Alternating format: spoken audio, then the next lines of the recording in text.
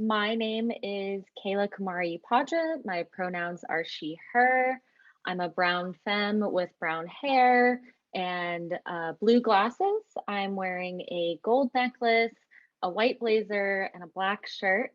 Behind me, there's a bed and a shelf with some art and a plant and a light up palm tree and a banner that says, "Let the work speak." I am reading from an essay titled The Topography of a Bottom. I want to make a map of my desires, not some cutesy, minimalist, Etsy-ass map for someone to hang on a blank wall and never look at, never touch. I want to make a map of my desires with ridges and edges and grooves to be traced with a tongue, with the curved end of a finger. See here, the mountain range of my want. See here, the switchbacks I can never straighten into an easy line. See here, the brackish water of my cunt. When I'm 13 years old, the hottest thing I can imagine is another girl pulling my hair. I'm told boys pull girls' hair when they like them. No boys pull my hair, and that's fine with me. Someone tells me girl fights are trashy. I imagine punched, gaping girl mouths rimmed with lip gloss and blood. Trashy? Sign me up. I want to be filthy. I wonder what it would be like for another girl to pull my hair and it makes me dizzy, hungry, drenched. I don't know yet that this is called being horny. I haven't had sex ed or any kind of sex talk from my parents. Not that either of those things would teach me why I feel like I can't breathe when my friend offers to do my makeup at a sleepover. But the lack of information exacerbates my repression, and the repression pressure cooks my desire without ever letting any of the steam out.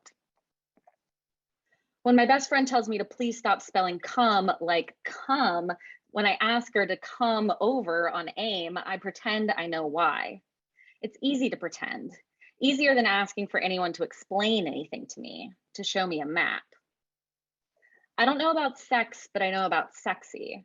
Here are the things that turn me on. The sound of running water because I taught myself to masturbate in the tub after reading about it in a Meg Cabot book. Most music videos. The Power of Three. Watermelon bubble yum breath. Jersey bed sheets. My own name written in another girl's bulbous script, especially if the Y loops back into itself. The smack sound of Old Navy flip-flops on wet feet. French braids. When the white girl cheerleader, who's usually mean to me, asks if she can French braid my hair, I say yes. The cheerleader parts my hair. She uses her fingernail to bisect my scalp into two rivers. She pulls hard. And when she asks if she's hurting me, I say no. I say, don't worry about me. I say, pull as hard as you want. She says, it's so long, it's so beautiful. She says, it'd be easier to braid if I straighten it, so I do, adding an extra 90 minutes to my morning routine. I don't yet see a problem in her claiming to love my hair while also demanding I change it into something it is not. I press an unruly forest into something that's flat and barren for someone else to build upon. The real reason she wants to play with my hair is because I'm the editor of the yearbook, which means I'm in charge of assignments.